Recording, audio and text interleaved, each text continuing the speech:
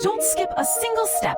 Watch till the very end to unlock the 100% guaranteed fix. No 1. Step-by-step fix, specific to Oblivion Remastered.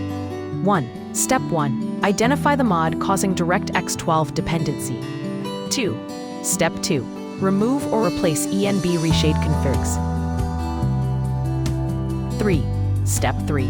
Downgrade END or use DX9 compatible mods. Capital N. Step 4. Use the correct OBSE version. Step 5. Reset the INI files, specific to remastered mods. Step 6. Use a DirectX 9 wrapper, fallback option. Optional, advanced.